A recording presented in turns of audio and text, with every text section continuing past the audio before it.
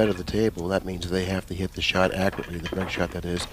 And if they can continue to hit the one ball squarely, they'll probably get to the 11 first. Whoever hits the one ball square will probably get to 11 first, because that's really the key in this particular match, hitting the one ball on the break.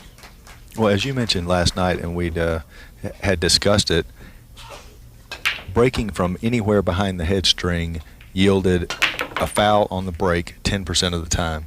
And it just feels like, and we're not going to be able to tell statistically how it works until there are 3 or 4 tournaments accounted for, but it seems like it's going to be more than 10% breaking it from the box.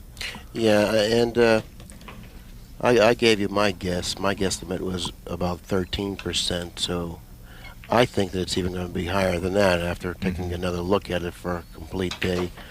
I've been watching a lot of the matches, and I think that every player is averaging well over 1 scratch per match. So therefore, I think that the average scratch per 11 games is going to be up in the 1.56 area, maybe even close to 2. It's hard to control the cue ball breaking from the box, and a lot of ill-fated things happen, a lot of mishaps. Reyes at the table, one of the greatest players that has ever played this game. Well, Johnny, Efren came to the table because Johnny ended up dry on the break, and that shows that as powerful as he is on the break, this table doesn't always yield a ball on the break. The featured table has been breaking rather stubbornly the entire tournament. I've heard a lot of the players talking about how tough it is to pocket balls on the featured table. So that's going to hurt Johnny a little bit more than Reyes, since Johnny is a little more productive on the break than Reyes, and he needs every bit of that productivity to stay with Reyes. So therefore, if he's unable to pocket balls on the break, then I think that he's going to really have his work cut out for him. Reyes, I believe, is the better technician, and he has more shots than Johnny. Johnny, more of a power player. But it's still an interesting matchup, and when you get to 2 players the caliber of Archer and Reyes, anything can happen. Any man can win. Game number 2 goes to Reyes, who ties up the match at 1 game apiece.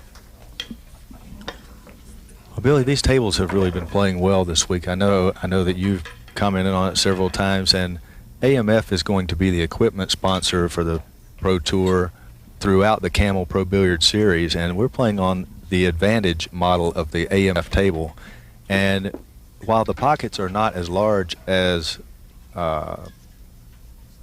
they would be on a home model table, they're not shimmed, so that means that the rubber is cut longer, and that makes the pocket smaller, but it plays more consistently than a shimmed pocket. And the tables have really played well this week. Reyes pocketing a ball on a break and got a pretty good kiss there at the head end of the table. Had he not got that kiss, the one ball would have then rested against the bottom cushion. So I think he's feeling pretty good about that. Not only is he feeling good about that, he already has a game on his side at the table, and they're looking to put another one on his side. 2-ball position near the right-hand side pocket, the 4 near the foot spot, the 5 near the side cushion. 6 ball is the ball near the lower left-hand corner. I'm not sure that we won't see Efren shoot the 2 in the lower right-hand corner. The 7 and 9 obstructed him from playing position for the 2-ball in the side, and this is going to work out fine. There's no particular obstacles in this rack.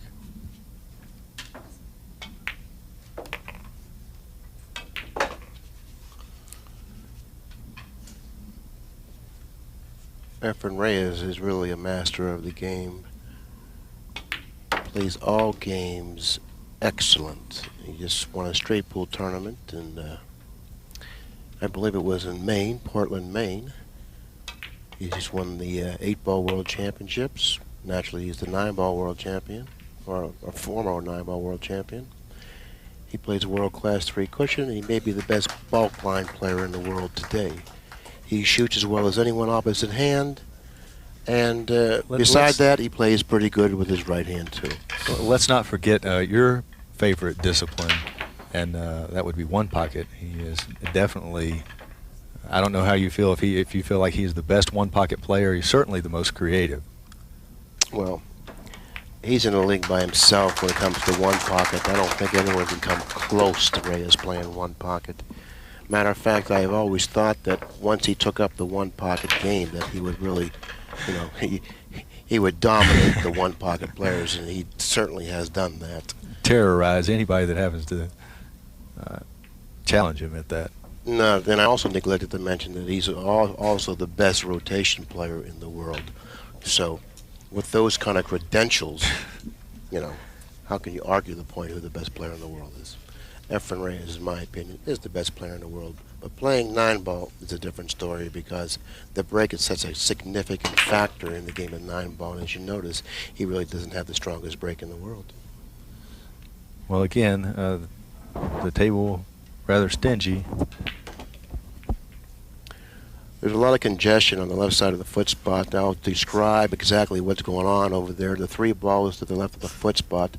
And then there's 3 balls, the 9, 5, and 7 in that order, 9 being the ball on the bottom, 7 is the ball on top of the 5. The 4 balls resting on the bottom cushion, the 8 near the left-hand side pocket, the green ball, the 6 is up the farther end of the table near the side rail. Archer immediately finds himself with a problem. I don't believe he can cut the 2 in the side, so he's going to have to play some sort of a safety here. He'll probably try to roll the cue ball behind the 8 if that's available, setting the 2 ball in between the 7 and 8. If that's available, I look for him to do that. That wasn't available, but he did roll the 2 ball in between the 7 and 8, positioning the cue ball behind the wall of balls, the 5, 7, and 9, but he may have found the window. There's a slight window in between the 5 and the 7, and by Archer's body language, unfortunately for him, that is, he's found that window. Reyes, with that look of concentration on his face, and when this man concentrates, he's unstoppable if he's given an opportunity. Well, Johnny had to play safe because he came up a little short when he was playing position. He intended to play position for the 2 ball in the side and came up a little bit short, so ended up having to play the safety. I'm very interested to see what he's going to do here. He positioned the cue ball in this area of the table for some reason. I don't know what it was, though, because from my vantage point, he really can't do much offensively. If he's looking to cut the 3 in the side, that'll work because if he happens to miss it, the 7 ball may be an interfering ball and hook Archer behind the 7. Look what he's done. He tried to cut the 3 in the side, using the side rail to loosen up the 5 and the 9, at the same time playing shape for the 4. Had he missed the 3, which obviously he has, then he used the 5s and 7 as blockers. Archer steps to the table. He does have a kick on the 3, I do believe, but he has to use a lot of English and create an angle. After pocketing the 3, if he's able to do that, he's going to have his hands full again because the 4 ball rests on the bottom cushion. So, really, he's really in an unenviable position. Trailing 2-1, looking at this, I wouldn't want to be him. He was teasing us with acting like he was going to jump the ball. He's going to go 1 rail. He's going to go all out to make the 3. If he hits it, it almost has to go. And he has to hit it with some speed. And by having to hit it with a lot of speed, he lost the English that he had on the cue ball. The English isn't going to take as much because the cue ball is going too quickly for the English to grab. So therefore, that's why he came up short on that particular kick. Had he hit that kick a lot slower or softer, he probably would have pocketed the 3, but he would have been once again in no man's land. So therefore, he didn't really have a choice there. He had to hit it with some velocity, and that's why he wasn't able to contact the 3 Reyes at the table. This really isn't a real easy out. The 6 and the 8 are both on the cushion, the 8 near the side pocket. He still has to stay focused here. You know what I'm thinking, Billy, is I think back on the shot that Johnny had on the 3. Given that all he could do was make the 3 and then possibly play a safety off of the 4, he may have been advised to try to tie something up instead of trying to kick at the 3 and make it. Because if he had moved the 7 into the area of the 8, he could have done something like that and made the run out more difficult for Efren. Well, I understand what you're saying, and it does have merit, but don't forget the position of the 3. It was in the side pocket, and even if he did tie something up, Reyes had the ability to position the cue ball anywhere he wanted to, and most likely would have untied it.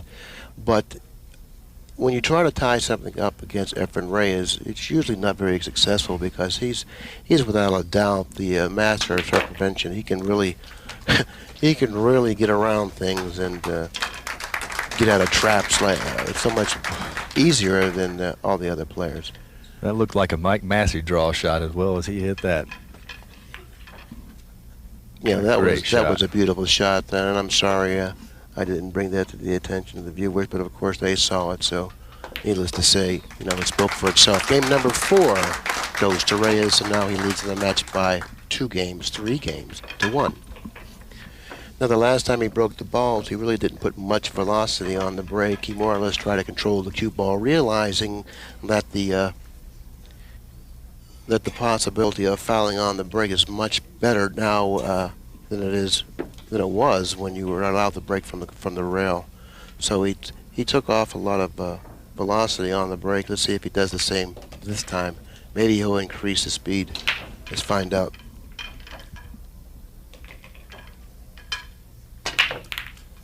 Once again, they're really not hitting them as hard as Archer, or not nearly as hard as Archer, but this time he's gotten fairly good results, at least in regard of pocketing a ball on the break. Very quickly, the 3 is frozen on the bottom cushion, and the 5 is in front of the lower left-hand corner. The 5 is off the rail far enough to make the 3-5 combination play rather difficult. I don't know what he plans to do here, but whatever it is, he's going to have his work cut out for him. Well, he's elevating the cue.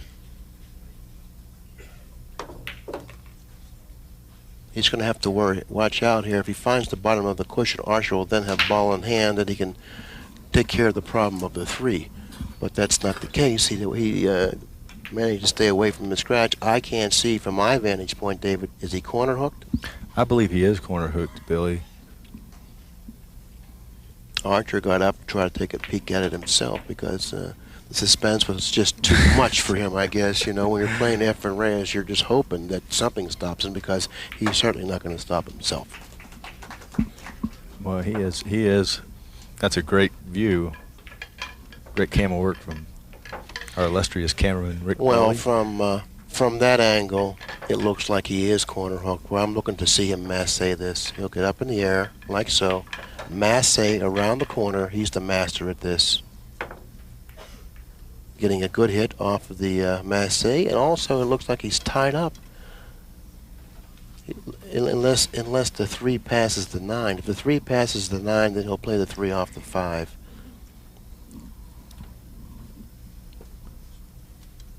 If he can get that 3 past the 9, he's got sideboards on both the 9 and the 5 to pocket the 3. You know what he may do is just bunt the 3 behind the 9. And just, yeah. If he makes it, he's got a shot. If it happens to not go in, it's how does he hit it? Scott. Now what do you do here? If I was him, I'd reposition the 4 ball up the other end of the table. That's the only thing he can possibly do. He's not going to allow Archer at the table where he can play easy position on the 4. So he's going to reposition the 4 in an area on the table where when Archer gets ball in hand, he won't be able to do much good with it, and that's really a heady play. Not only is he a great player in terms of execution, but he's probably one of the most intelligent players in the world also.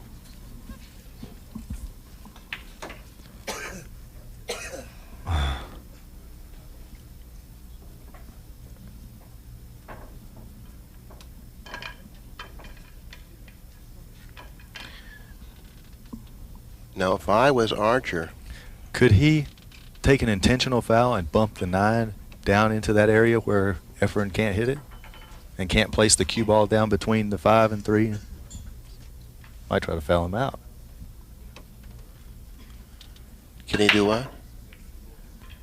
Can he bump the 9 where? No. No, he can't. I see that. I see the cue ball goes between the 5 and the cushion. Yeah. Okay. But if I was Archer, I might try to put the 9 in front of the 3.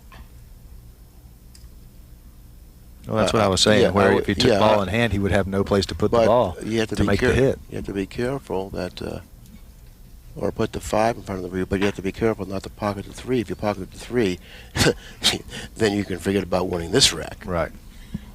Now, if he pockets the 3 and hopes to go up table for position on the 4 to play some sort of a safety off the 4, that's okay. But he has to be very accurate with his position, or else he'll be up against it. But I'd really consider positioning the 5 a little closer to the 3. Well, I agree with you, and the reason is because it's of the position of the 4. I mean, there's really nothing he can do to get on the 4. I don't know if that was a good hit. The 5 ball moved unless he hit it with the tip of his stick. Maybe we can go back to that after this rack is over and take another look at it. You viewers at home can go back and take a look at it now. The 5 moved. He probably hit it with the tip of his stick, though. Crossing the 4, very nice shot. We got really lucky there because he double kissed the 4, and you know, he didn't really hit that shot where he wanted to hit it, but he's still in pretty good shape. Ray is unable to see the 4. He's going to probably have to masse it. Well, this is a type of a shot that I really wouldn't be surprised to see him make it. I wouldn't either, Billy, especially given the position of the 4 ball in relation to the cushion. It's off about maybe between 1/4 and 1/2 inch, probably 1/2 inch looking at it on the monitor. But the problem with this shot is if he masses around the 7 and pockets the 4, the cue ball may get away from him.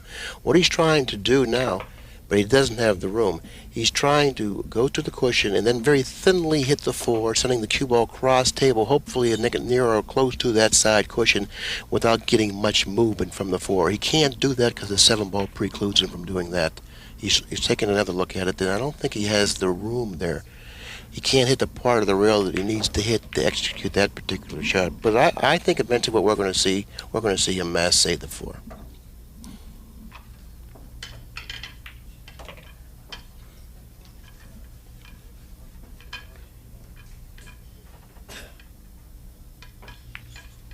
No, he has to go out. Now he's going back to the other shot. That's the shot. Well, he hit it with much softer speed, and that way he assured himself that the cue ball and the 4 ball would not. He would be able to control both the cue ball and the 4 ball. Most importantly, the 4 ball. Archer has a good shot here, David, and that's the position the cue ball behind the 7. That shot lays rather natural, but you got to be careful, and you can't get careless here. You can't get hit careless. The 7 going in. Right. Okay, now he's repositioned the cue ball behind the 7 and the 8. Once again, Reyes steps to the table with nothing to shoot at. But you know as well as I do, and everyone else in this room who knows Reyes, is that whenever you leave Reyes a kick, you can rest assured he's going to make contact. The thing is, what's going to happen after he makes contact? Is he going to play some sort of a safety, or is he going to get some action off of the kick? He's very dangerous kicker. He's going to scratch in the side pocket. Well, that's very unfortunate.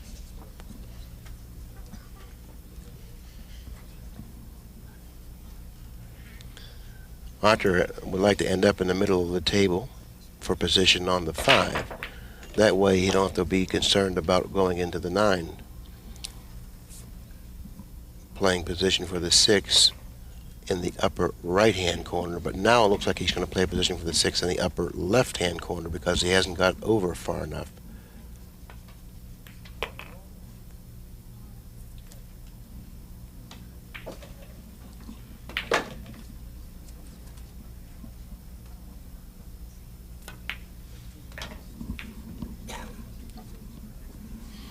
This game really didn't come easy for Archer, even though he hooked Reyes a couple times in this particular game. He still had to work hard to earn this game. This is game number 5. After pocketing the 9, if Archer does, which there shouldn't be any problem here, then he'll come to within 1 game of the lead, trailing in the match 3 games to 2.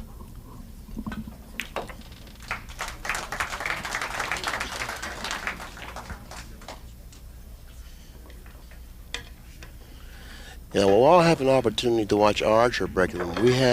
We've been watching Reyes breaking the last 2 to 3 racks, and he's really taking a lot of velocity off of his break. Archer, I think, he goes ahead and he breaks them hard because that's where he gets paid off. He gets paid off with his break the balls, and he's not going to allow the box to intimidate him. He's going to go ahead and then break the balls because he's actually regarded as perhaps the best breaker in the country today, or the world, I should say.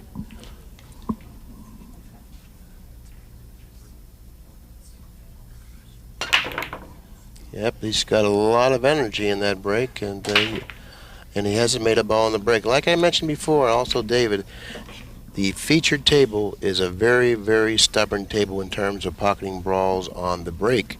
And regardless of how hard you hit them, for some reason, the table just doesn't want to give up balls.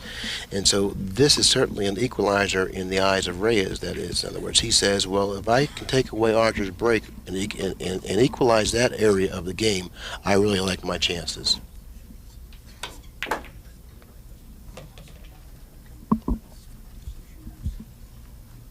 Threading the needle position on the 2. He certainly did. That was what Danny DiLiberto refers to as field goal position in between 2 balls like that. Now he's going to use the 6 balls to impede the progress of the cue ball, stop it, get in their area where he needs to be. He would have liked for the cue ball to go down a few more inches, but he's going to have to go to the rail between the 5 and the upper left-hand corner and back up. Now he may have to go under the 5 and play the 5 in the same pocket as the 4. He got a little steep on the angle. Yeah, I think he's going to have to go underneath the 5 here, and he has to be concerned about running into the 6. But even if he runs into the 6, he still has an chance to come up with a shot. With no problem positioning the cue ball once again with relative ease, in perfect line this time.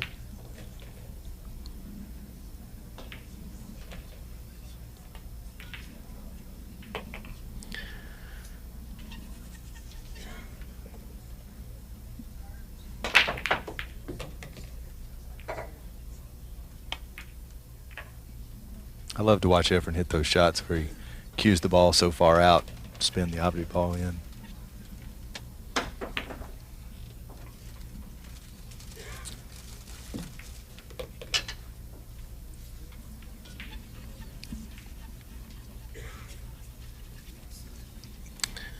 Well, this isn't the best spot in the world to end up in. He's quite a distance from the 8, and he's got a clumsy angle.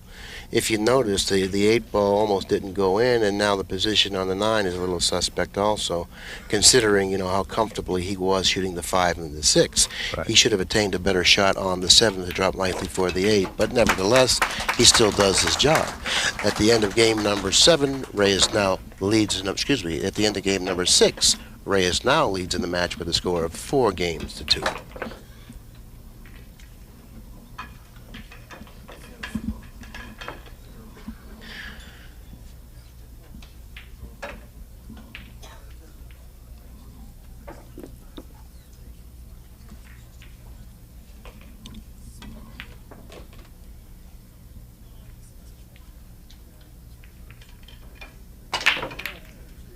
There's the 9. And the 3. He made 2 balls on the break that time, the 9 ball and the 3. With the 9 on the break, Reyes places another bead on his side of the wire. And with that bead, he now has 5. Archer still has 2. Archer very dejectedly throws the rack under the table, takes his seat. Reyes goes to the table in preparation to break the balls. This is game number 8. 9 ball probably moved less than 3 inches. Oh, he got a roll. Or he got it rolling. Reyes is having a lot of success breaking the balls with that soft speed of his. It's not that speed is going to. I don't think that the speed of the break is going to really win for you here. I think that you're going to have to use a little finesse on the break, sort of like change things around a little bit. Change up. Yeah. Now, Archer's going to school right now in regard to watching Reyes break the balls. I'm curious to find out the next time he's at the table breaking the balls if he lets up a little bit on his break. Efren electing to play safe. He was trying to put the cue ball where the 5 blocked the path. And I believe Johnny can strike the right-hand side of the 1.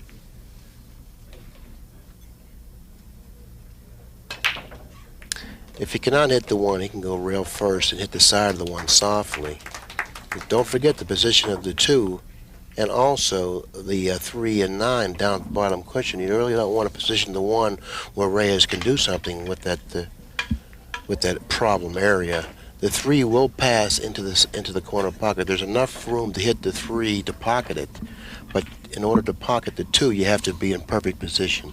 You don't want to leave your opponent with a shot on the 1 in an angle to attain that position. Look at Reyes cutting the 1 ball in, setting the cue ball down 2 cushions. Unfortunately, he bumped the 3 and sent it out of play unless he does have a 3-9 combination. If he can't attain the angle to make the 3-9 combination, he'll just kick it in. That was a brilliant shot he made on the 1. Tremendous speed. Oh, man. You know what he tried to do? He tried to pocket the 2 and draw the cue ball into the 9, pushing the 3 in front of the pocket. He miscued in his attempt to do that. Now Archer's bending over the table, and he's trying to figure out whether or not it's worth it to just pocket the 2 and play the 3-9 combination, or he has an option of breaking loose the 9 from the 3. If he likes the combination, which evidently he does, he's going to try to make a short rack out of it. So therefore, he played position for the 3-9 combination. He's betting his money it goes it better. He trails in the match 5 games to 2. He can ill afford to miss this.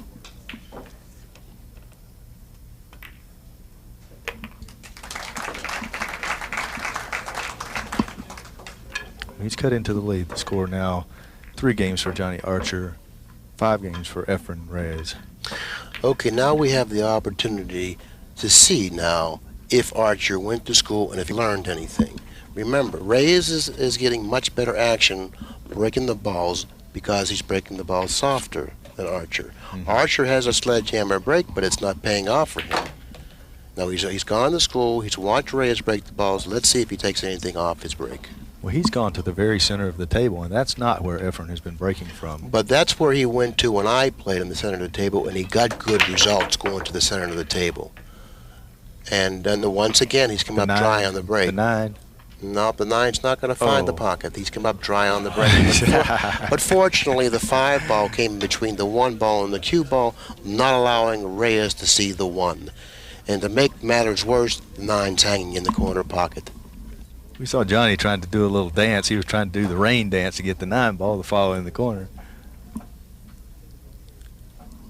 It's great that in a situation as tension-filled as this, he can, have a little humor about him. Well, what encouraged him to come out with a little humor was that 5 ball coming in between the 1 and the cue ball. Had that 5 ball not been there, I don't think we would have seen any humorous act on his part. Right. Well, he may have been doing the hook dance. Is that what you're saying? He would have been giving you that ugly face and that, that dejected look.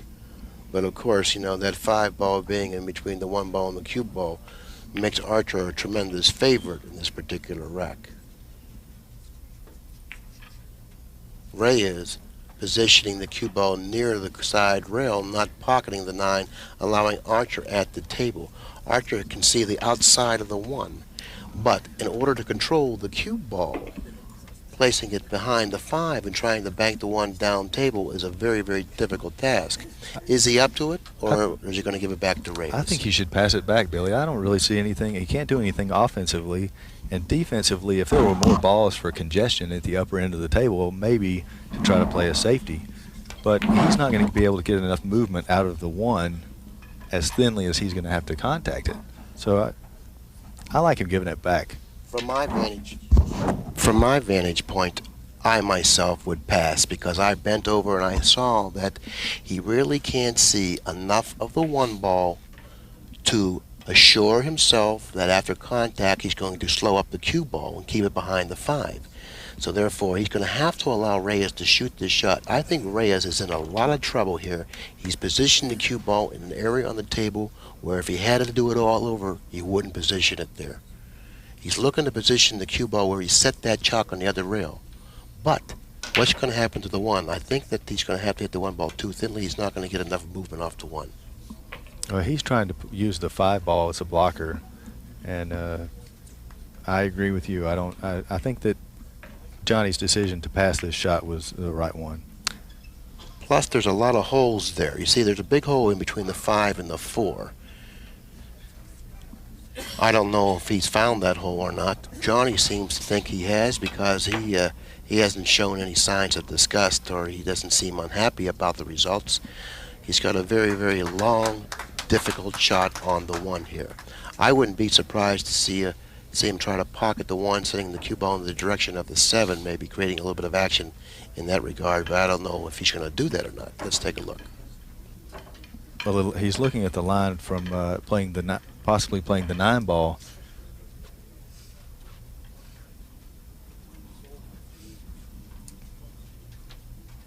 Well, Efren executed his safety attempt as well as could be expected from the position he was in. I didn't think that he could do that. I bent over, and from my vantage point, I didn't think that he could do that, but apparently I was wrong. That's an excellent shot. What a great that shot. was an excellent What a great shot. I mean, you cannot hit a ball any better than the ball, what he just did. Believe me, that was a great, great shot. And after game number 9 now, Archer comes to within only 1 game of the lead, trailing 5 games to 4. That was a really, really a good shot. Okay, now Archer has broken from the corner of the box area several times without any success, and now he repositioned the cue ball. The last time he broke him, he went to dead center and came up dry on the break. Let's see if he still goes back to the center. Usually you'll try something twice, but no more than twice. He's already tried the center once. He tried the end of the box 2 or 3 times. Let's see if he goes back to the center again, or if he goes back to the side or the end of the box and lets up a little bit on the velocity. He's gone to the right side of the box this time, as he views it.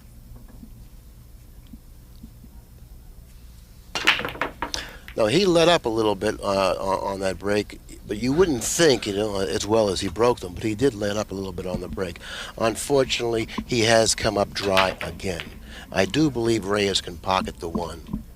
I'm not quite sure, because I really don't have the angle to tell for sure. I believe he can pocket the 1 in the side. Shooting straight at it.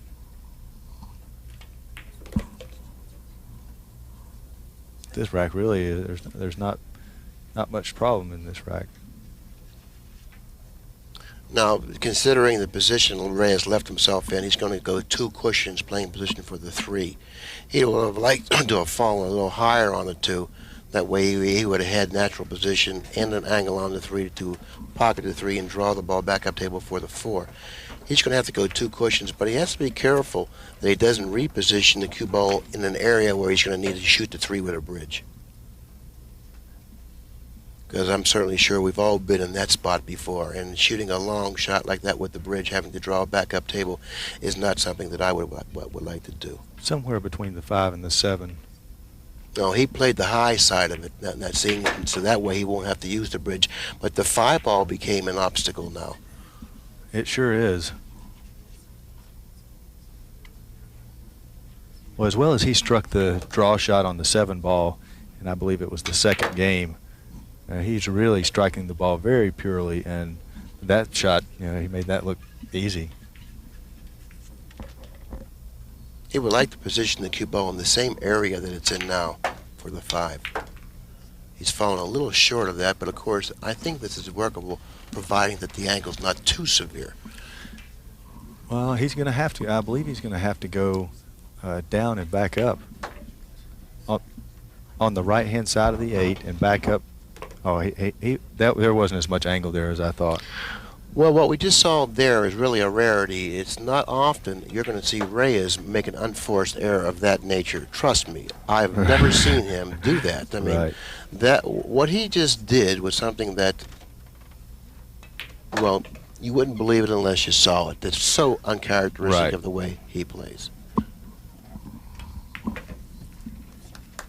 He's going to have to go to the end rail He was attempting to pocket the 6 ball in the upper left-hand corner, and he's left Johnny in a situation where he has the option to bank the 6-1 cushion or to play a safety with using the 9 ball.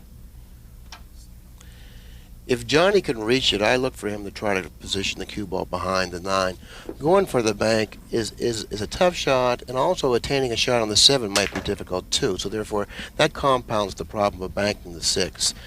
That's why I think he should strongly consider positioning the cue ball behind the 9. If he can reach it comfortably, and that means that if he can reach it comfortably, he can control the cue ball, a little easier.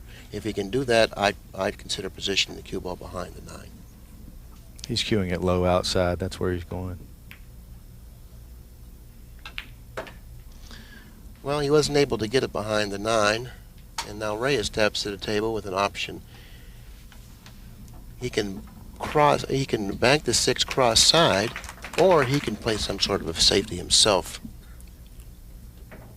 I think we're going to see him play safe. That's as safe as it gets when you're running out, I guess, huh? That's exactly right. That's about as safe as you can play there.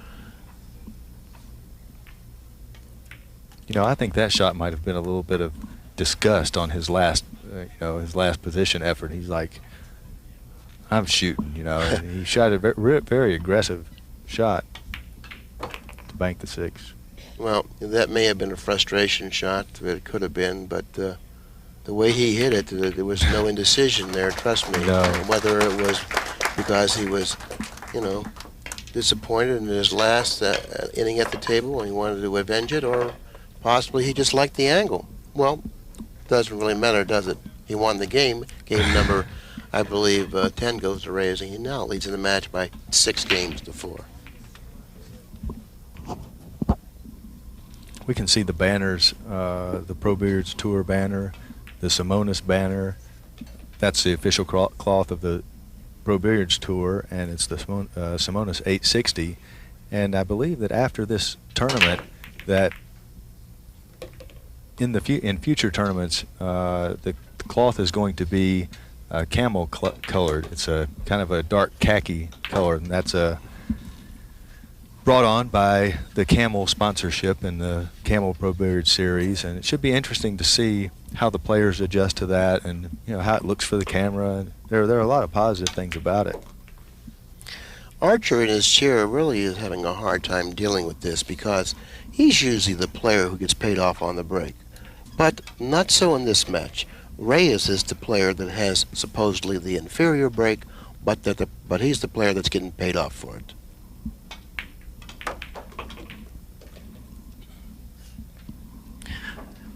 Running into the 3, creating a little bit of a problem for himself. On this particular shot, he's going to have to either draw the cue ball back in between the 4 and the 9, or force it out enough so that he can cut the 4. And I don't really know what type of an angle he has. I really can't see it from my vantage point.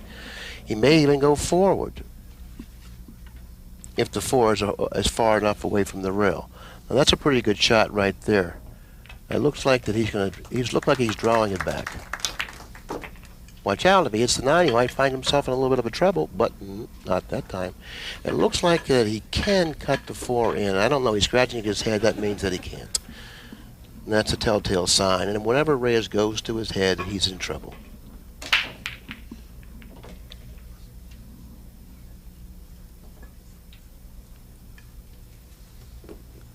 Where he went wrong was drawing the ball and getting him back as quickly and as fast as he did. Had he drawn the ball softer, he wouldn't have ended up in the position that he's in. But of course, it's very difficult to play flawless pool. After his attempting safety,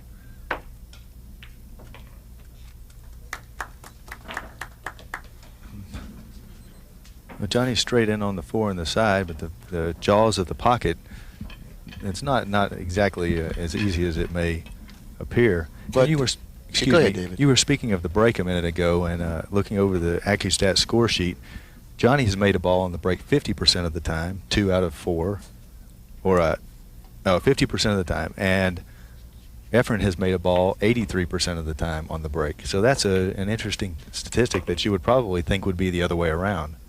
Yes, and if Efren is more productive on the break than Archer, that spells big problems for Archer. Right.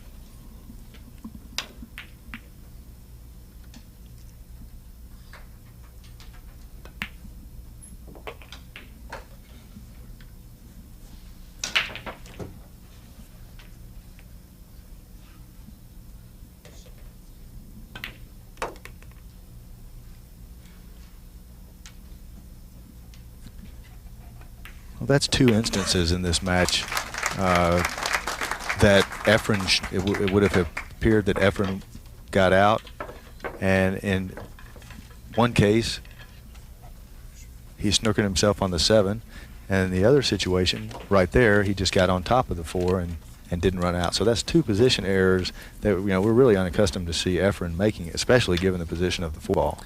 Well, you really can't blame Efren.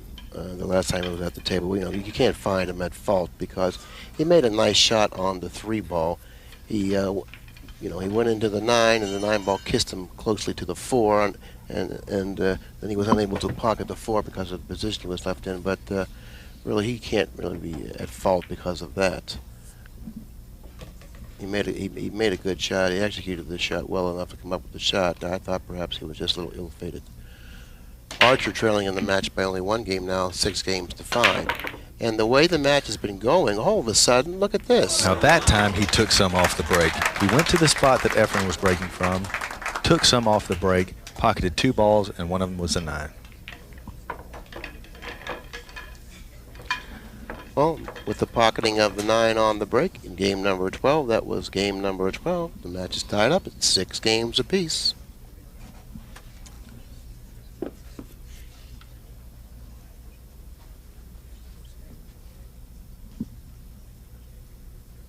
Johnny inspecting the rack. It's okay. Well, he found the spot and he found the velocity. I mean, it was a noticeable decrease in the speed that he hit him.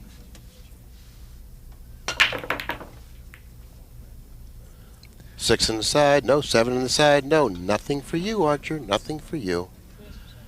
That time he didn't hit the 1 as squarely as he would have liked. It went off of the right-hand side, his right-hand side of the 1. And the 2 ball, I believe, passes in the side, and there's not really much work in this rack.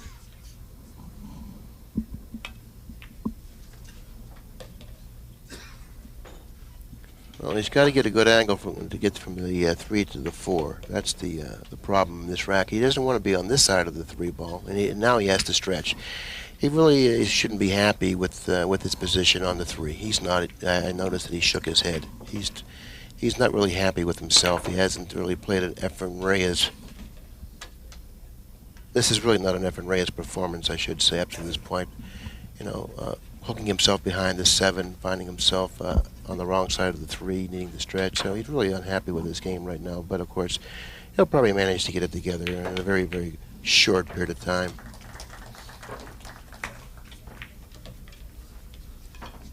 It was nice control. 2 rails of missing the 9 in the upper right-hand corner.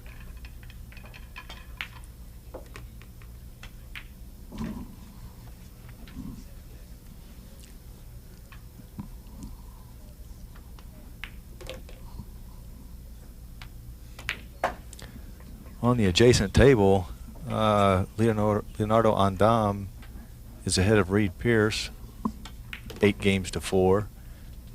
And Kunihiko Takahashi trails Kim Davenport 3 games to 5.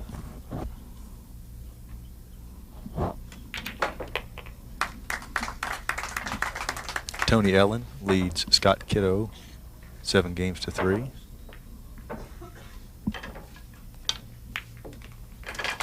Reyes winning game number 13. Once again takes the lead of the match now with the score being 7 games for Reyes, 6 for Archer. Tony Ellen is playing very well. I just played him. Matter of fact, I entered this tournament. For those of you out there that don't think I ever enter tournaments, I entered this tournament. And, I finished 13th through 16th, and I was really happy with my finish.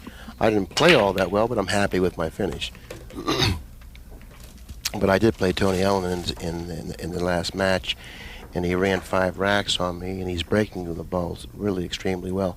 He's breaking them with a lot of power, and as stubbornly as these tables are in regards to giving up balls on the break, Tony was able to overpower the table, and he made a lot of balls on the break on me, and he really put down some nice pull on me, which I really think that he's one of the players out there on the loser side that I'd be fearful of if I was on the winner side. Yes. Very nicely positioned. That is the cue ball behind the 5. I mean, that was what actually that was his priority right there, positioning the cue ball behind the 5. If the bank went in, so be it. Then I'll go ahead and try to run out. But my priority will be positioning the cue ball behind the 5. No one does it any better than Reyes. Notice how solidly the cue ball is positioned behind the 5. Archer is really up against it here. Even if he happens to get lucky and pocket the 2, the 3 ball's positioned down this end of the table. No chance of attaining a shot on the 3. Look how hard he hit it. Even if he would have gotten lucky and pocketed the 2, he still would have been in trouble on the 3. And then the 9 even sits in front of the 3 to make matters worse for him. So therefore, in that particular instance, he was really up against it. Efren steps to the table now. He leads in the match 7-6. He has a shot for the side pocket. And he can go 3 cushions around. But don't forget, the route that he has to take looks like there's a possible scratch. So he's going to have to make sure he doesn't hit it hard enough to scratch. I think he's going to lengthen it out and go between the 9 and the end rail. He hit a little shorter. But notice how Excellence. beautifully he controls the cue ball in terms of speed. You know, I mean, there are a lot of players that would realize the only way I could get position is go 3 cushions around. But they wouldn't be able to understand the speed of the shot as well as he did.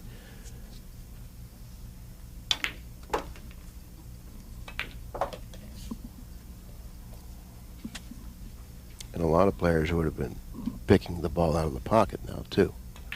Reyes isn't going to allow that to happen. Sitting down. And a lot of players say, well, I can't hit it that hard or I'll scratch, and they end up going 2 feet short. But Right. he didn't.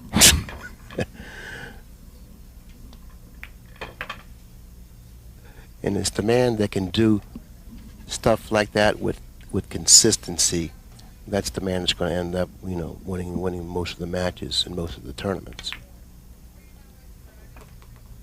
So often you find yourself coming up a foot and a half short because you're fearful of scratching. You're fearful of getting behind another ball. But when you have the ability and the touch and the finesse and the confidence, like the players that we're watching right now, then that's how the game is supposed to be played. And that's why all these people are here in attendance, because they've come to see the greatest players in the world, and they're really being treated here with Efren Reyes and Johnny Archer. Reyes leads in the match 8-6, and will once again have an opportunity to watch him break the balls with his subpar break. Controlling the cue ball very nicely, pocketing the 1 in the side. 2 ball coming down table, down, and it's come down table, I think, far enough for him to be able to pocket the ball. I don't know if he has room past the 7 to pocket it.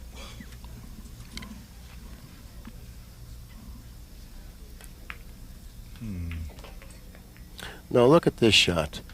What he's trying to figure out now is, do I have the angle to go 4 cushions around the table with the cue ball? So he's going to have to be concerned about running into the 6 here and also not scratching in the corner. 1, 2. Overcutting the 2 was the reason why he didn't get the position that he needed. Scratching in the corner pocket was a delight for Archer. Jumping out of his chair, trailing in the match by 2 games, 8-6, but having the luxury of placing ball in hand anywhere on the table will certainly narrow the gap very quickly.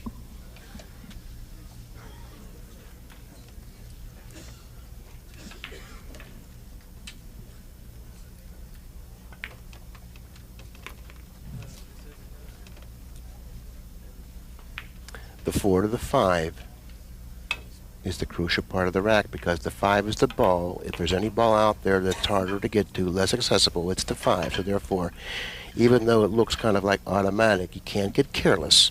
You must recognize what the key ball is and make sure that you fall nicely on it if you want to win matches and if you want to run out. That's something that the champion players do with consistency.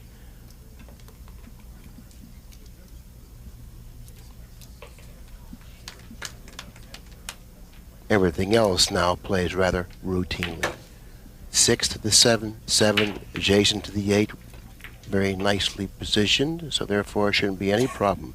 Now, only thing Archer needs to be concerned with is staying focused.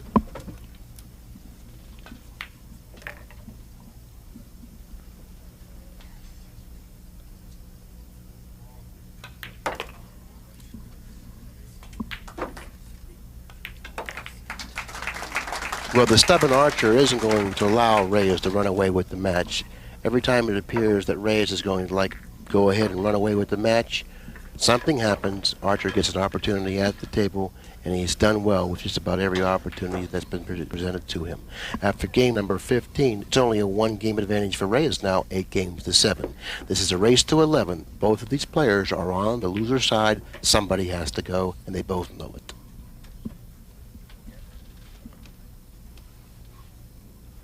He's gone back to the same place he's been. He's had success on the break in the last few breaks, but he did that by decreasing the velocity on the break. Let's see if he... The 9 was getting a lot of action toward that corner pocket. Is the 5 going to fall? It's got the English to make it fall, but not this time. Fortunately, the 4 ball found a position on the table that it may be very, very difficult for Reyes to attain an angle on the 4 to pocket it. But fortunately for Reyes, well, no, not fortunately for Reyes, the 5's hanging because he's going to have to eliminate the 5 right now. But the problem is the 4. And he really don't have a ball in the 2 or the 3 to play off the 4, to free up the 4, and to get it away from that problem area. So therefore, he's really going to have to do a lot of work to get out this rack, and all of it lies right there in that purple ball, the great-looking ball, the 4 ball. What are you going to do? Boy, look at him looking at that ball. He said, "What? How did this ball stop here? What am I going to do?" No, that's something I would say. What am I going to do? He probably knows what he's going to do. He's playing position for the 2-9 combination, David. In the cue ball, he's allowed the cue ball to get away from him, and he cannot contact the 2.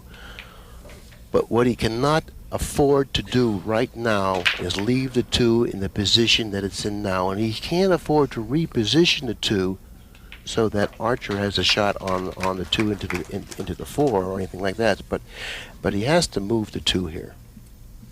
I think that he would be fair best if he would hit it softly, kick at it softly. He's looking to mass say, I don't like his chances. Maybe he can hit it. I don't think he can hit it, but obviously he thinks he can, and I'm not going to argue with him. Hit it very softly. The 7 ball contacted the cushion. It's a legal shot. Well, I was going to say I thought maybe we might see Archer take a break there. Well, after doing a little preliminary calculating, again I start this with a disclaimer.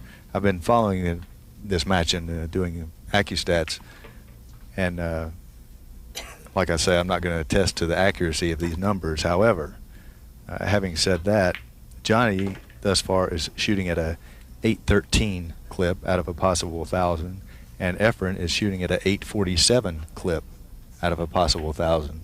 So that would indicate that this is not exactly the type of match that a lot of times we see from these guys. A lot of times we see them both shoot in the 900s and very close matches. And this is a very close match, but it's been a little bit not quite as high in excellence that we normally see.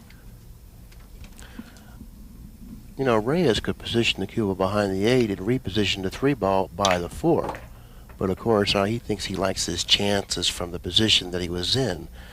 And he should know probably better than anyone. He positioned the cue ball very closely to the side rail. Now he's trying to figure out if the 4 if he's able to get the 4 by the point of the side pocket. If he's really that concerned about this shot, I think that he should have taken more time and thought out the shot that he had on the 3 ball, because he had a dead safety or a dead hook on the 3 ball, and he could have repositioned the 3 ball somewhere in the area of the 4, and if Archer would have failed to hit the 3, then he could have got ball in hand and eliminated the problem with the 4. Now he has a difficult shot on the 6. He's going to have to hit it very pure, and he's going to have to hit it with a good stroke, and because he's got to get back down table for the 7. Inside English, about a half an inch off the side rail. That was flying inside English on a shot that carried that much of a difficulty is really that was a phenomenal, beautiful shot to right watch. there. Tremendous shot.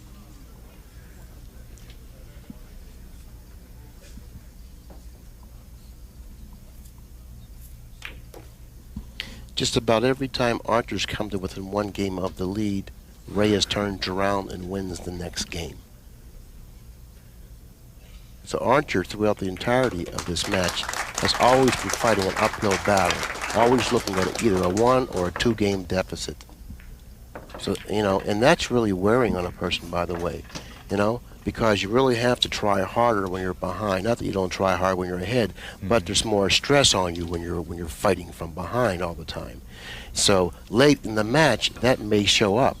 When the pressures and the stress keeps wearing on a person, wearing and wearing and wearing, even though it seems like he's holding up rather well, late in the match, it just may show up in a very crucial situation. That's why it's always good to have the lead. I mean, even for more than obvious reasons. Right. Well, Efren has come up dry on the break this time.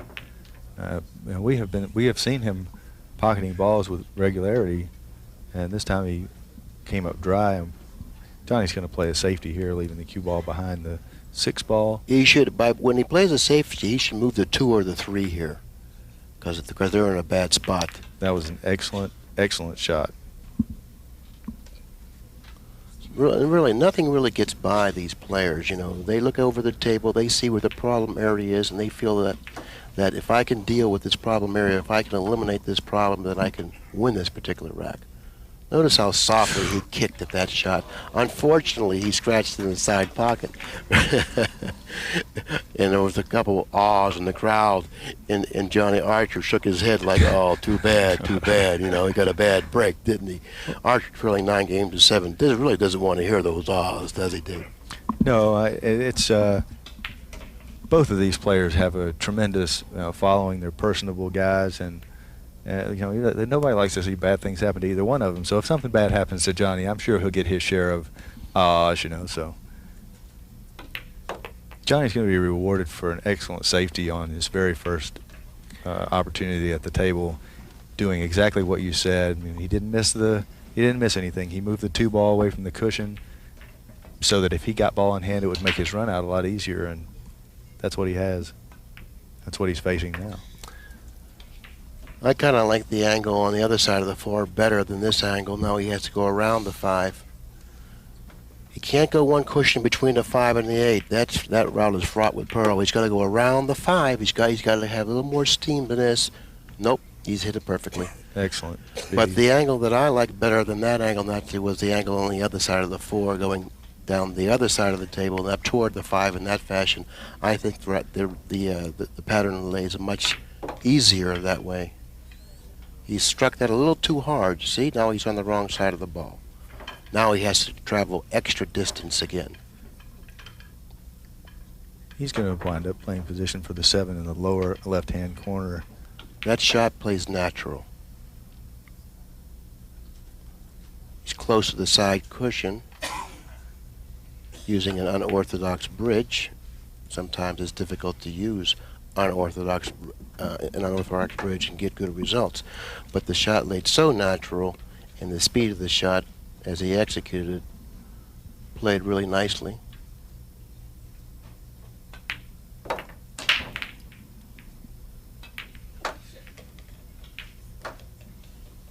This is game number 17. If Archer's able to put down the 8 and the 9, he'll once again come to within 1 game of the lead. 9 games to 8. Once again, the unorthodox bridge. Not very comfortable shooting like that. He was in a situation there where he could have drawn the ball to the lower right-hand cushion or hit it high and a little outside going back across table the way he did. But he realized by shooting it in the fashion that he did shoot it, he would be much more accurate in pocketing the 6. Game number 17 goes to Archer. He once again trails in the match by 1 game, 9 games to 8. Does that mean it's Efren's turn to win a game? Well, that seems to be the pattern, Dave. It is Efren's turn to win the game because that's been the pattern throughout the match. Johnny decided that now was a good opportunity for him to take a break and try to solve the problem of the break. While he's taking a break, solving the problem of the break, we're going to take a break. We'll be right back.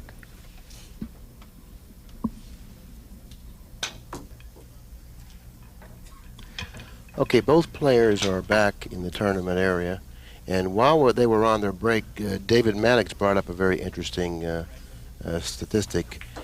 I myself thought that it was strange that Archer was in this match and was such a closely played match, because it seems to me that Reyes has been doing most of the shooting. So, can you explain that to the viewers? Yep, I sure can. And that goes. It's your observation is exactly correct. The ball count in this match thus far is 43 for Johnny and 81 for Efren Reyes, and the score is 9 games to 8. And a lot of the people would wonder, oh, how can that be? Well, if you think back on the match, Johnny Archer has had a lot of short games. He made the 9 on the break. He played a combination, and he played 2 billiards. So his ball count is not going to be as high.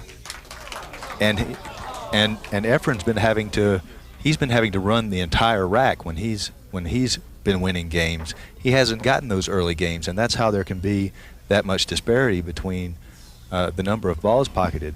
Well, there's also a marked disparity in their total performance average. Johnny Archer's at approximately an 811 clip, and Efren Reyes is shooting an 843 clip. The reason that Efren's is higher is because he has pocketed so many more balls. He's made more errors, but he has also made a lot more balls. So Johnny finally found a spot on the table where he could make a ball on the break, and he has a decent shot at the 1. What do you think he's going to play position for the 2, Billy? Well, the 2 is not the problem, David. The problem in this particular rack is from the 3 to the 4. The 2, if he plays the 1 on the side, he'll go 3 cushions around playing position for the 2-7 combination, most likely. But the problem is getting from the 3 to the 4. That'll answer the question on whether or not he'll get out this rack or not. Now he's playing position, 3 cushions around, playing position for the 2 in the other corner. This is better if he's able to attain a good angle on the 2, because you have to really position the cue ball accurately on the 3 in order to assure yourself a pretty good shot on the 4. That's why I thought that he perhaps may have elected to go with the 2-7 combination and played the 2 out of the pocket. You know what I like, Billy, here is if you shoot the 2 ball in the lower left-hand corner, shoot the 3 ball in the upper right-hand corner, and get position where you have a gap between. You're going in between where the 8 and the 9 are, and accepting a little more difficult shot on the 4. I don't know if I like what he's done here. I don't think I like this. Well, I liked stopping the ball or drawing it back just a little bit, where you have to cut the 3 ball to the left and go to the right side of the 8.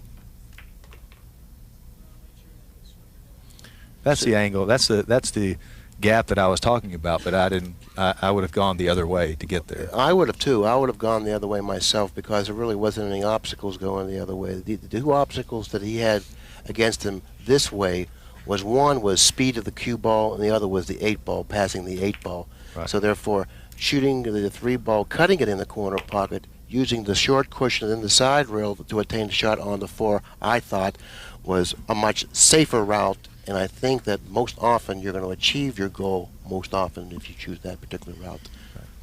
I didn't like what he did by going to the end of the cushion. I don't know if he thought that out or not. Perhaps he did. Maybe he's right.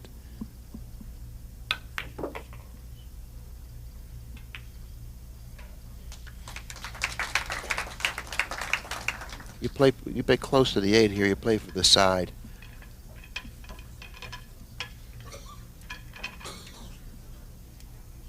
Anywhere above straight in on the 8 is fine. He's fallen well short. Yes, he has, but well now he has to go to the corner, it looks like, unless he can go to the side. And so yeah, you got to play closer to the 8 than that. I like playing this ball in the side, Billy, and go to the end rail first and back down. He's ended up on the 50-yard line. Just a matter of preference right now, which shot he feels most comfortable pocketing and also attaining a shot on the 9 with. By going into the corner pocket with the 8, he's going to have to draw the cue ball down near the lower left-hand corner. Now that he should feel comfortable doing, okay? Mm-hmm. But that shot seems to play a little more difficult than cutting the 8 in the side. Now if you cut the 8 in the side, then you have to be concerned where, your priority then must be not only pocketing the 8, but your cue ball control. This is natural. If he makes the shot, this carries natural position. And then when you're a great shot maker like Archer is, the corner pocket seems more appealing. Game number 18 goes Archer, and all of a sudden this match is tied up. It hasn't been often when this match has been tied. I think it's only been tied twice in the entirety of the match. Throughout the entirety of the match, I think this is only the second time it's been tied. So it's tied up at 9 games apiece. Now don't forget, Archer has been coming from behind the entire match. And I mentioned to you that's a lot of stress and a lot of wear on a person. So now we're at the crucial stage of the match.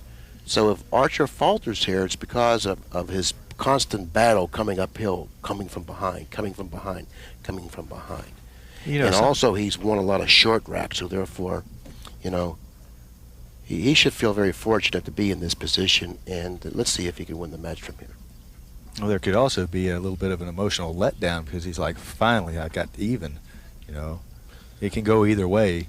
No, I don't think we're going to find that because, Archer has the credentials to prove that he doesn't really let up. Right. So therefore, I think it's a matter of can he persevere here? Can he withstand all this pressure that he's been up against through the entirety of this match, which he has, by the way.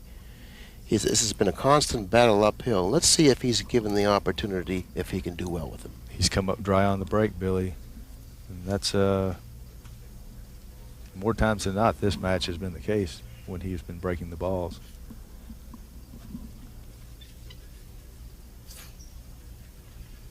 Well, Efren can't come off the left side of the 1 because the 6 and the 7 ball are very, very big obstacles in the possible path, in the path that he's going to have to use to come off the left side of the 1. He's opted to. That's no good. That's no good. He's allowed Archer at the table with control of the table now. Now Archer can either bank the 1 cross side or play a safety. Either shot is okay because banking the 1 cross side, providing that it goes, he can attain a shot on the 2 since the 2 ball is positioned near the bottom cushion. But of course he can entertain the thought of a safety here too. Notice all this string of balls, the 6, 7, 4, and 3. He can get something behind. Well, he obviously he attempted the bank cross side and at the same time played a safety. Very, very heady shot. Well, I kind of liked what you were talking about, Billy, and that being bringing the cue ball down into the area of the 3 and the 7 under that cluster of balls.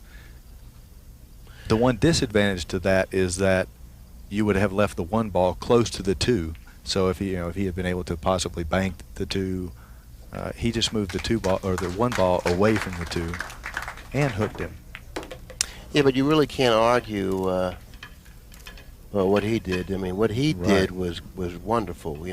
Not only did he go for the win by banking the 1 cross side, but he also hooked him behind the 2. You really can't ask for a better situation than that, providing that you can execute the shot and get rewarded for it, which he did. And now not only did he get rewarded for it, with the execution of the shot, but also Reyes scratching in the side pocket really is paying off for itself now.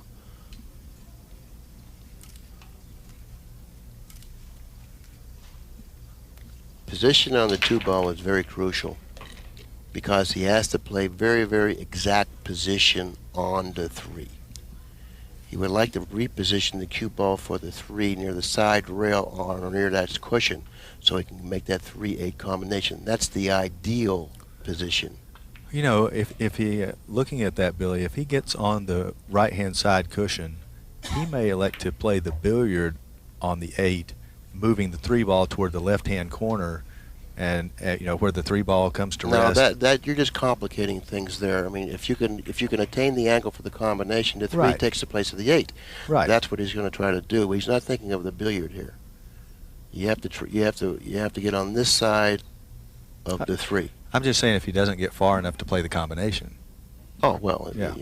if he plays himself out of position, then he has that option. I think he struck this a little too hard. Now he may have to play the billiard, but on the other side of the ball. Fortunately, he's going to be able to control the 3 ball and at the same time play the billiard. He would like to hit the 3 ball very thickly using the side cushion with the cue ball. He doesn't want to go directly into the 8. He wants to hit the side cushion first. This is a very soft stroke here. He's a little afraid of the shot. Notice that he's really fearful of the shot, or else he would have already shot it. Now he's looking to see if he hits the 8 first, if he can get a double kiss and kiss it in that way, because by playing the side cushion, maybe he has to hit the 3 ball too hard. Right.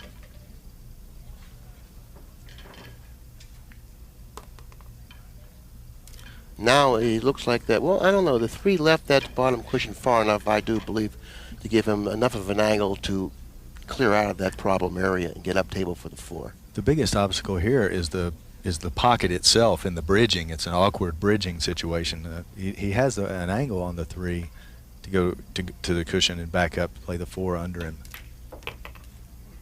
Oh, he's hit that very badly. Watch out. He's behind the 7. He's behind the 7.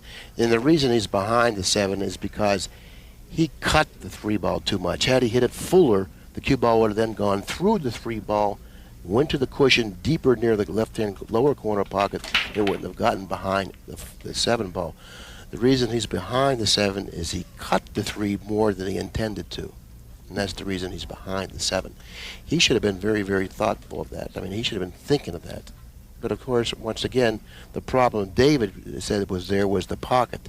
The pocket may have, hampered his bridge enough so he really hit the ball inaccurately. Right. So the pocket could have caused that mistake.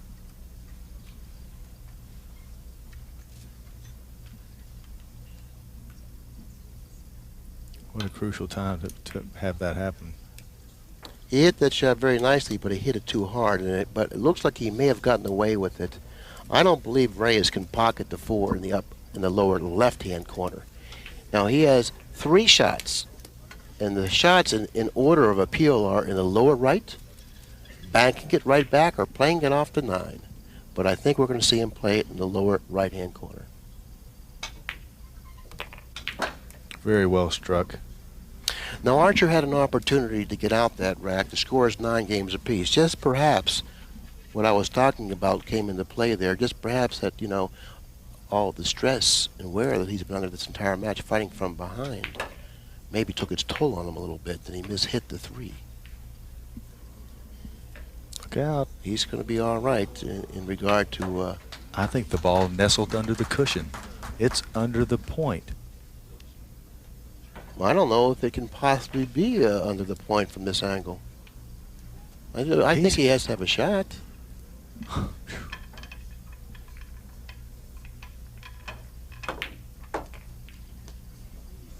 Oh, He's struggling. No. He's struggling, Man.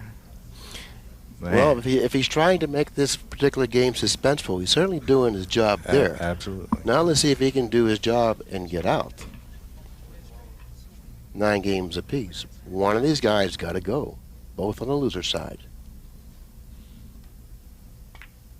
Very softly hit, very nicely Very executed, nice shot. and game number 19 is going to go to Reyes, and he's going to be the first player finding himself on the hill.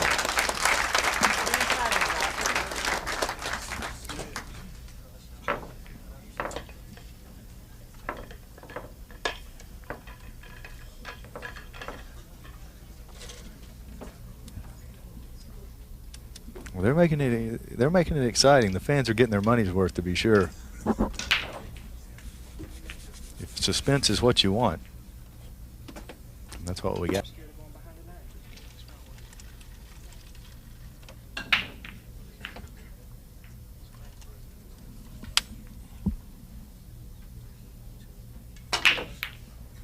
Six ball, nope. Two ball, nope. Three ball, nope. Nothing. Balls that took their position, two in front of the side, three to the left of the two, four to the left of the three. Five near the foot spot, six is all the way up table, seven near the left side rail, eight near this right side pocket, naturally the nine in front of the lower left-hand corner. Pocketing the one shouldn't be a problem. Really, it shouldn't be a problem. He has a lot of bridge room, cue ball away from the side cushion far enough. It's a little bit of a longer shot than he would like, but of course it's a shot, and it's a good one. This match has had Hill written on it from the beginning.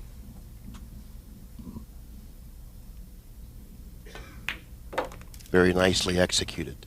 That was the shot that he had to come with. That was the problem in this rack, because the situation that I see, the balls aren't laying that difficult. So therefore, the big problem in this rack for Archer, when he stepped to the table naturally, was pocketing the one.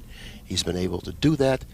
Now, what kind of an angle does he have on the two? If he can draw it straight back, naturally, that's what he'll do. Little doggish on the stroke there. That was a little, yeah. Because it was crucial for him to get straight in on the three. That made the rack play really simple. But now he's going to have to play the four in the right-hand side pocket. Well, he just looked to see if the 5 ball passes the 9 in the lower left-hand pocket, and you know he's still got a little work if it doesn't. Now he's found himself out of line once again. If the 5 does not pass into the lower left-hand corner pocket, he's really created a problem for himself. Well, he's going to go 2 cushions or 1 cushion to the end rail and up. The 5 passes the 9. Well, he's better, or else he's going to play a combination.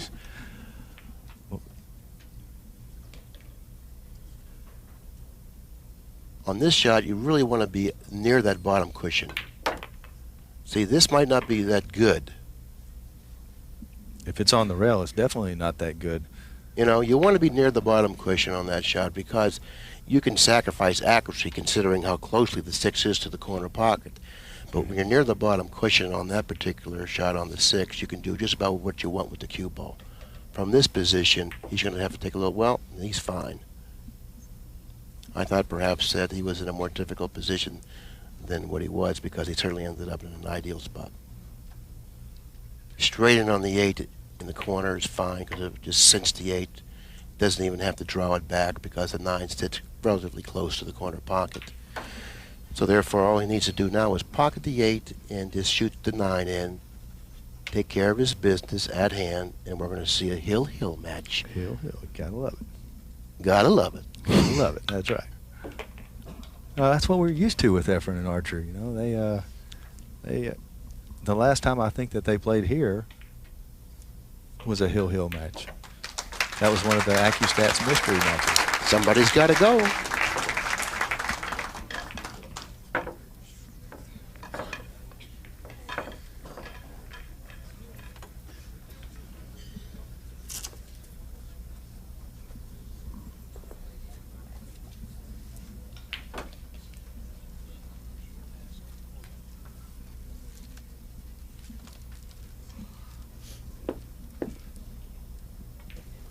Rolando Vincente just walked by the booth. That's Efren Reyes' partner, traveling companion, whatever. But they're always together. Mm-hmm. He's really supportive of Reyes all the time. Really a nice person, too, by the way.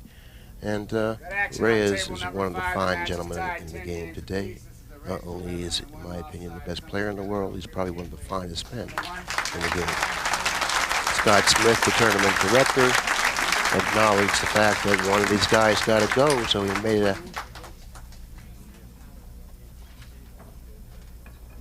made a point to acknowledge the crowd that one of these guys got to go, so let's give them both a big hand, and that's what they did. Well, the ball count has, we'll bring them up to date on statistics, the AccuStats, as it were. The ball count has the gap has narrowed significantly. Johnny has now pocketed 64 balls, and Efren Reyes has pocketed 86 balls. The AccuStats are also closer, and Johnny has now taken the lead. Efren made a few mistakes to get to this point, and his AccuStat now is approximately in the 830 range, 834, if I count his errors correctly. And Johnny has raised significantly the last few games. He's run a lot of balls and not made many mistakes. And his is now at the we're more accustomed to see at the 876 clip. So Johnny was really undecided where to position the cue ball for this break. He was having a problem dealing with it also because he wanted to put it in the center. He laughed, giggled, and said, "I can't do that. I got to go to the back to where I was breaking them from because I have better control of the cue ball." Because right now, the priority really comes, cue ball control is definitely the priority right now. He does have the cue ball control, but he made a ball on the break, the 7. It looks like he's got a shot. The 1-2 combination. He may even be able to pocket the 1 past the 2. I don't believe he can pocket the 1 past the 2, Billy. I believe the 2 ball's a little too close to the cushion. He's going to have to back cut the 1 into the 2. After pocketing the 2, the 1 will then hit the 4. Then he's going to have to get relief off of that bottom cushion with the cue ball. So therefore, I look for him to hit this shot with some speed, because he wants to clear the 4, and he also wants to get some relief off of that bottom cushion in terms of positioning the cue ball. So therefore, he's going to play the 1-2 combination. He's going to hit it with some speed. He's going to move the 4, and he's going to try to move that cue ball off that bottom cushion. He looked to see if the 1 could pass the 2.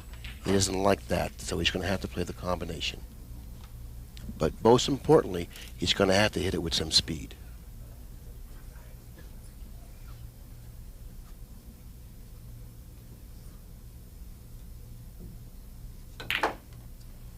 he thought that the 1 was going to hit the 4 like I did. But apparently it didn't. What he did is he overcut the 1 because he overcut the 1. Had he not cut the 1 as thinly as he did, then the 1 would have went into the 4 after contacting the 2. But the 1 hit the 2 so thinly, it went around the 4, right, and he lost control of the cue ball. That's exactly why the balls ended up where they are. I still think he shot it a little hard in well, any no, event. he didn't shoot it as hard as it appeared. It appeared that he shot it hard because he lost the cue ball. He overcut the 1. Right. If he hits the 1 1/4 of an inch lower, or higher I should say, then he doesn't get nearly the movement on the cue ball that we saw there. Now he's got to play safe, and he's looking at a real ticklish safety to go behind the 4 ball with the cue ball. That 1 ball skidded, and if the 1 ball wouldn't have skidded, he would have pocketed the 1 in the side pocket, because when I have a perfect view of this. He got the hook. When he hit the 1, it was going right for the side pocket, and then it turned. It skidded. Had it not skidded, he would have pocketed the 1. Can Reyes see the 1?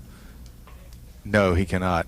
I saw the expression on Johnny's face. He was doing his little dance and encouraging the cue ball up the table.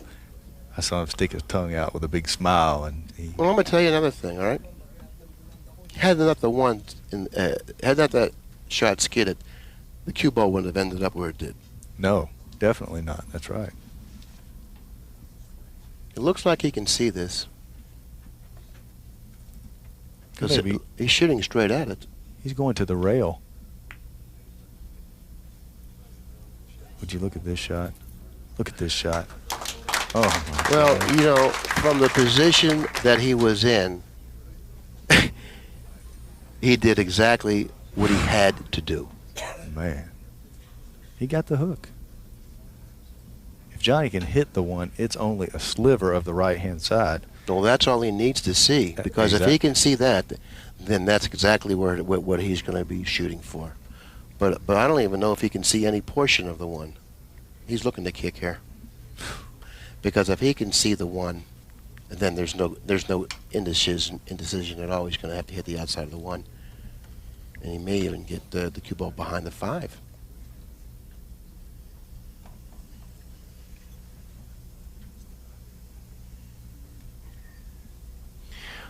Well, I was just informed that we're running out of tape, So if Johnny is really undecided what he needs to do, we have to change the tape.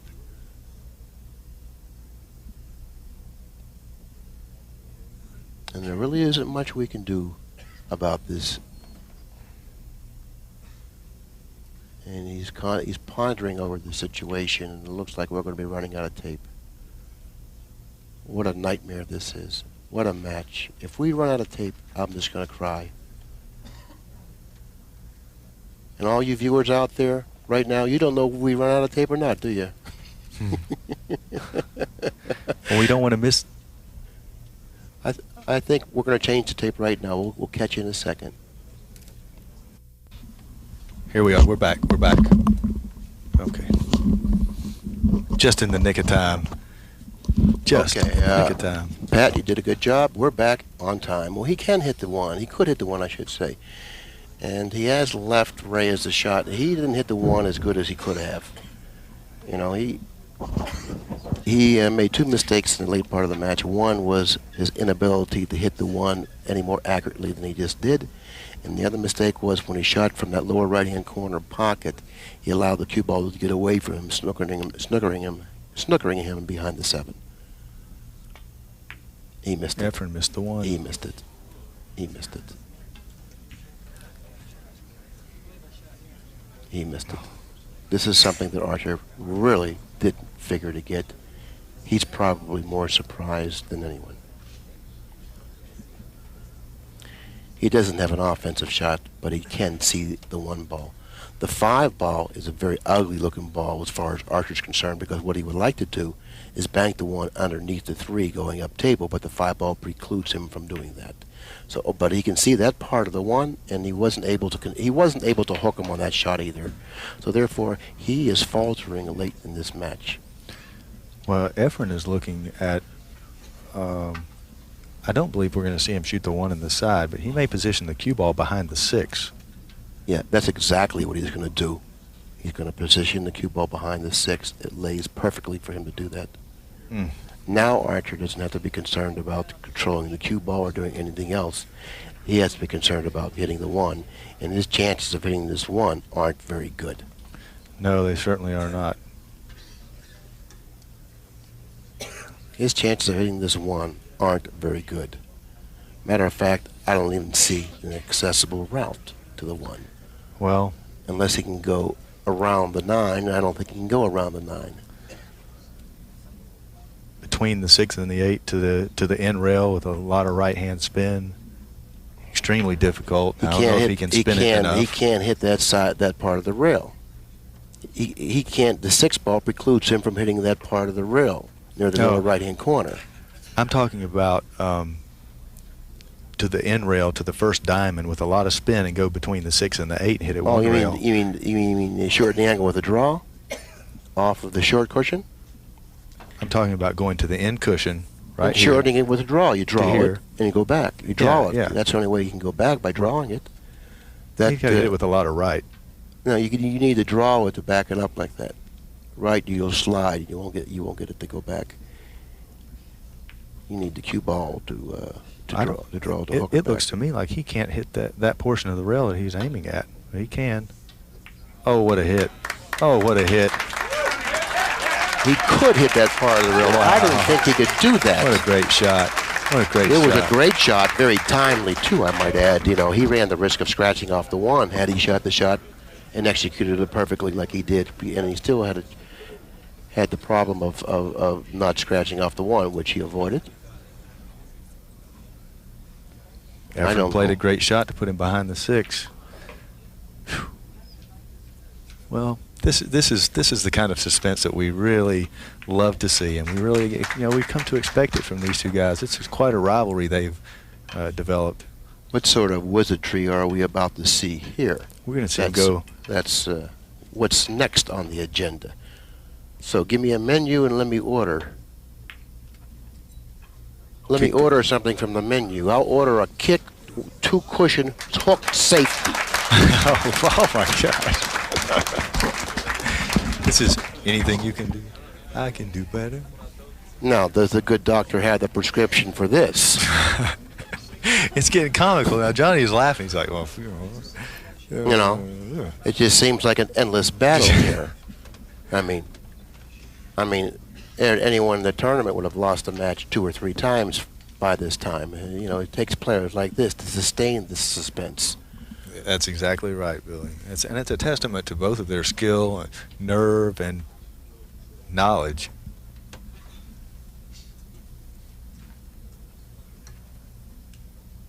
Matter of fact, if he doesn't come up with something spectacular, everyone's going to be disappointed because they want to see this go on for about 5 or 10 more minutes. Well, Johnny's going to go 1 cushion above the side. I think he'll hit it with enough speed to try to create distance between the 1 and the cue ball. Now look at this. He made a bank cross corner. Right back. But don't forget, not only did he make the bank right back, but there's still suspense because he doesn't have a shot.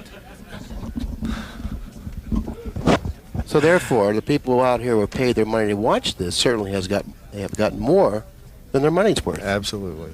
And anyone that buys this tape should call Pat up and say, listen, I owe you extra for this. What do you think he's going to go up table with the cue ball? He's going to go off of his left side of the 3. Use the 5 to block. Okay, let's see what he's left Reyes. Absolutely nothing. Absolutely nothing. But he has left Reyes a possible masse kick. I think we're probably going to see Efren go around the either between the 8 and the side pocket, 2 cushions, and back kick the 3. No, he won't back kick the 3 because he runs the risk of scratching there. That's true. So therefore, he's knowledgeable enough to know that I can't do that. Look for something better. Well, we saw him at the U.S. Open kick a shot like this in. It was a 6 ball, and it was the same kind of situation. What he's looking at now, he's looking to see what part of the rail he needs to hit the 3 ball on the right-hand side, sending the 3 ball to the short rail, the side rail, I should say, the side rail, and back across table somewhere in the area of where the 9 is, maybe slightly higher. And at the same time, the cue ball will then depart that area after hitting the 3 and then go down table near the short rail. Now that shot was hard to describe. Just think about how hard it would be to execute. That's exactly right. Now he doesn't really want to hit deeply behind the 3. He wants to hit the side of the 3 here if he can. So he hit the side of the 3. That way he wouldn't scratch. So what's going to happen here? What's going to happen here? Oh my gosh. Let us see. Look at Johnny. From my vantage point, he has positioned the 3 behind the 8. Okay, now Archer can do 2 things here. Archer can do 2. This is really. It's unbelievable. Let me find the right word for this. This is really unpredictable. This is really spectacular. This is really suspenseful. What would Dick Vitale say? It's awesome, baby. Oh. Might take a little while to dump a few copies of this tape, but they will be available after this match. Okay, now he can do 2 things here. He can go after everything and masse it, or he can very softly kick from the bottom cushion and lay on the 3 with the cue ball. Now those are his 2 options, because if you notice, the 6 ball blocks the lower left-hand corner pocket. So therefore, he may be able to very softly kick onto the 3 without really, suffering any consequence in regard to giving up an offensive shot. Now, this is the shot to win, is the masse shot. This is the shot that he can win with. But he has to hit this shot hard enough so that if he doesn't shoot it and hit it accurately, the 3 ball will leave the area of the corner pocket and not allow Efren an offensive shot. And in case he happens to let up even the slightest amount on his stroke, he could hit the 8. I don't think we're going to see him hit the 8. We're going to either see him pocket the 3. Now he has hit it hard enough so the 3 leaves. And now he's put him behind the 4. Maybe not. Maybe he could see the outside. But notice, he hit it hard enough so that the 3 didn't stay in front of the corner pocket had he hit it inaccurately. Reyes steps to the table. Can he see the outside of the 3. There have been 11 shots since the last ball was pocketed. No, that's not true. Johnny pocketed a ball, but in the last 11 innings, 1 ball has been pocketed. Now what is he doing? He's just kidding. Uh-oh. And, I wouldn't feel a bit comfortable if I was Archer, because I know that Archer has seen this many times in the past. He's seen this show before. Yes. And it's not over until it's over. You could ask Earl Strickland about that. Well, to go to the end rail between the 6 and 8 to the upper left-hand side rail, he could cut the 3 in. If he doesn't cut it in, he could end up safe. If he hits it thick, the cue ball could get behind the 9. He's going another route there. He's going 3 cushions, and he's going to hit it with speed and a low ball. He's going to draw this to keep the cue ball on the table. He's going to hit it with speed. In the side? And look at this. Is it going in the side? Oh my gosh. Oh, my goodness. I mean, that was so close. Okay, Archer has come up with a shot. But keep in mind, this battle was wearing. It was a wearing battle on the nerves of both of these players. Archer has a fairly good shot, and it looks like he has a golden opportunity to win this match. But keep in mind, he's been under a lot of stress. Oh, my gosh, he almost hit the 5. So, if he gets out here, trust me, it's a lot more difficult than it looks. This man is tired right now. Trust me, he is very, very tired. He's tired of watching Reyes continuing his assault in terms of playing excellent safeties, excellent kicks. He's tired of thinking that, oh, I'm going to finally get a shot and not having ever coming up with one.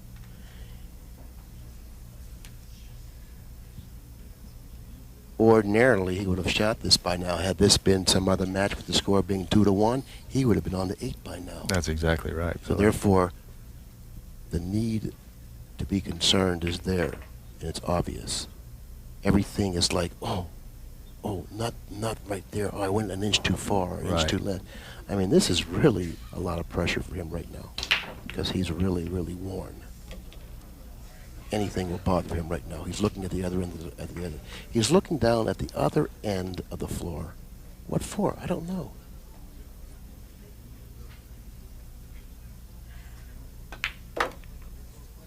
Okay, that's over, and I'm certainly sure he's glad that's over.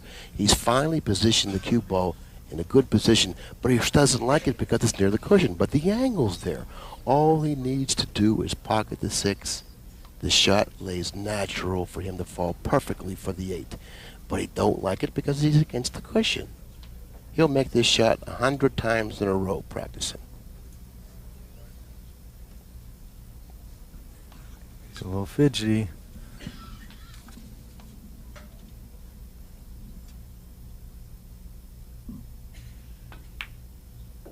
Okay, I think he feels good about himself right now. His position seems to be, pretty cleared up. All he needs to do now is pocket the 8, follow down, and then pocket the 9 and win. He pocketed the 8 in the wrong side of the pocket. Positioned the cue ball near the cushion. Look at him. He's out of gas. If this was a race to 15, I don't know if he could finish it. He's got to play right back, too. Oh, my. I'm telling you, he was out of gas. Trust me, he was out of gas. But I'll tell you, what a match. That was some match. What a match. Some match. You know how close Efren